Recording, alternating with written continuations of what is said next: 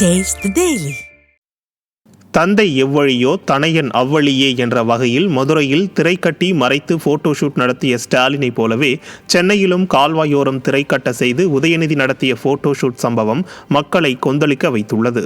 விளம்பர மோக திமுக ஆட்சியில் போட்டோஷூட் நடக்காத நாளே இல்லை என்று கூறும் வகையில் ஆளும் கட்சியினர் விதவிதமான போட்டோஷூட் நடத்தும் அவலம் அரங்கேறி வருகிறது. அதன் தொடர்ச்சியாக சேப்பாக்கம் லாக் நகரில் பணிகள் முழுமையாக முடியாத பல்நோக்கு கட்டட திறப்பு விழாவில் துணை முதல்வர் 5 நிமிடமே பங்கேற்றார். இதில் கலந்து கொள்ள வந்த அவரின் கண்களில் தூர்ந்து கிடக்கும் பக்கிங்காம் கால்வாய் பட்டுவிடக்கூடாது என்பதற்காக அந்த பகுதியை துணியால் மூடி விடியா திமுக அரசு அதிகாரிகள் நாடகம் நடத்தியதைக் கண்டு பொதுமக்கள் கொந்தளித்தனர். பக்கிங்காம் கால்வாயை முறையாக தூர்வாரி சுத்தம் செய்திட பல முறை கோரிக்கை வைத்ததாகவும் தங்கள் கோரிக்கையை நிறைவேற்ற மனமில்லாததாக மாநகராட்சி அதிகாரிகள் அலங்கோல ஆட்சிக்கு சாட்சியாக உள்ள கால்வாயை துணியை கொண்டு மூடிவிட்டதாக மக்கள் குற்றம் சாட்டினர். வேலூரில் 150 கோடி ரூபாய் மதிப்பில் கட்டப்பட்டுள்ள அரசு பல்நோக்கு சிறப்பு மருத்துவமனை 25ஆம் தேதி தொடங்கப்பட உள்ள நிலையில் போதிய பணியாளர்கள் நியமிக்கப்படவில்லை என பொதுமக்கள் குற்றம் சாட்டினர்.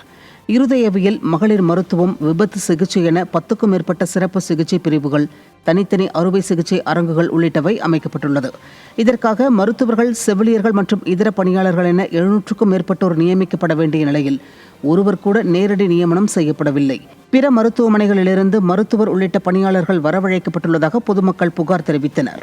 விடியா திமுக ஆட்சியின் விளம்பர வெறி அமைச்சர் மாசு அரசு பல்நோக்கு மருத்துவமனைகளிலும் மருத்துவர்கள் உள்ளிட்ட பணியாளர்களை போதிய எண்ணிக்கையில் நியமிக்காமல் பொதுமக்களை துன்பத்தில் ஆழ்த்தி வருவதாக குற்றச்சாட்டு எழுந்துள்ளது.